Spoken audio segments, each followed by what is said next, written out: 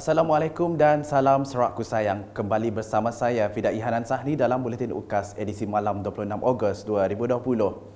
Berita utama, Kerajaan Sarawak sentiasa mengiktiraf dan mempertahankan hak rakyat ke atas tanah hak adat Bumi Putra NCR milik mereka di negeri ini.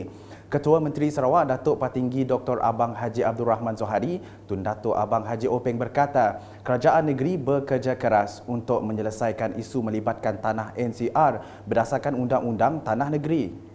Malah katanya peruntukan sebanyak 40 juta ringgit telah diluluskan oleh kerajaan negeri bagi tujuan pengukuran tanah NCR pada tahun ini, termasuk memperuntukkan jumlah dana yang sama atau lebih pada tahun depan. Tanah NCR adalah tanah hak yang mesti dijaga dan diperuntukkan dalam undang-undang kita. Jadi apabila tanah itu NCR yang dijaga mengikut apa yang termaktub dalam undang-undang, siada orang lain boleh ngambil tanah NCR dia. Noknya kita mesti ingat, sebab ya kita ada Section 6 yang akan mempertahankan hak NCR yang dipunyai oleh mereka yang ada hak di atas tanah NCR tersebut dan orang lain boleh ngambil. Beliau berkata demikian semasa majlis pelancaran pengukuran tanah NCR bagi pengeluaran surat hak milik tanah Seksyen 18 Kanun Tanah Negeri di bawah program inisiatif baharu bagi kawasan Sungai Ukat Bario di Miri hari ini. Hadir sama Timbalan Ketua Menteri Sarawak Datuk Ahmad Douglas Ugahambas, Setiausaha Kerajaan Negeri Sarawak Datuk Amar Jaul Samiun serta tetamu jemputan lain. Dalam pada itu, Ketua Menteri sekali lagi menegaskan kerajaan Sarawak tidak pernah merampas tanah milik rakyat. Jelasnya wujud sesetengah pihak yang tidak bertanggungjawab yang sengaja mengelirukan pemikiran rakyat kononnya kerajaan merampas tanah NCR. Tapi ada orang tukang sihir tu, dipusinnya. Kononnya Seksyen 6 tu, perintah akan ngambil tanah, nisi. Kena land court kata, nobody can claim land under NCR, only the property right of that community.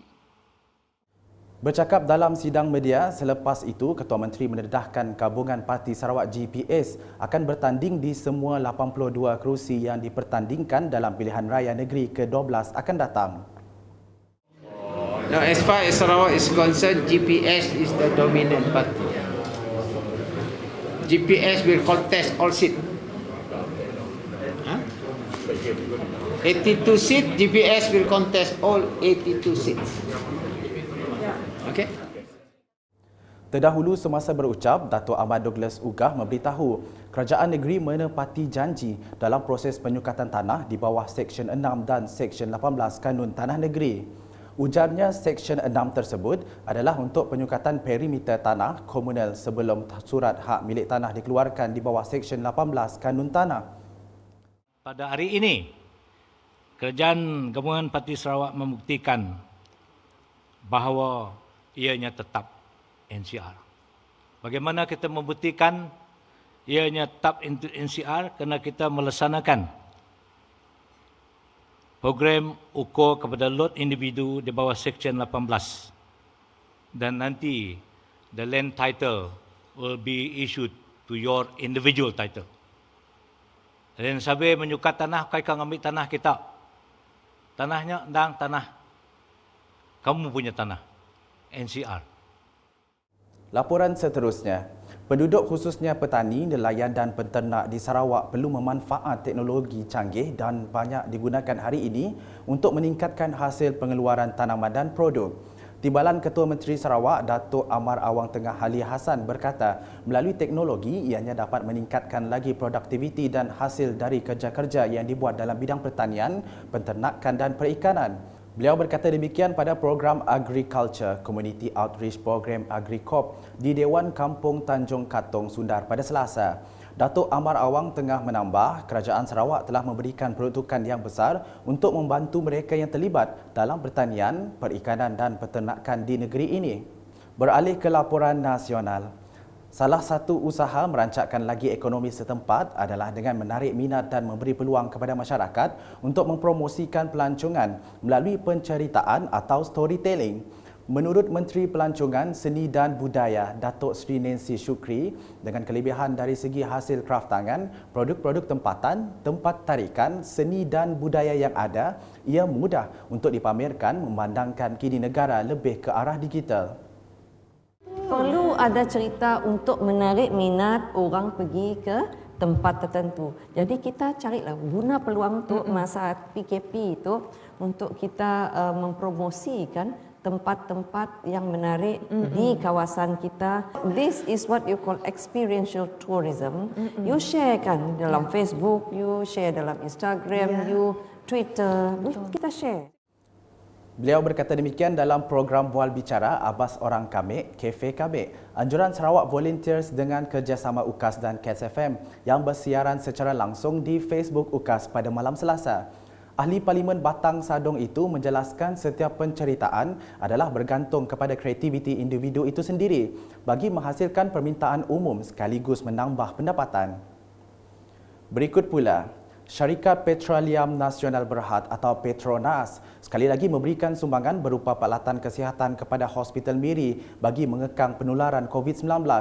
Menteri Pengangkutan Sarawak Datuk Lee Kim Shin berkata, sumbangan ini sangat memberi makna dan membantu Kerajaan Sarawak dan Kementerian Kesihatan Malaysia KKM dalam mengekang penularan wabak COVID-19.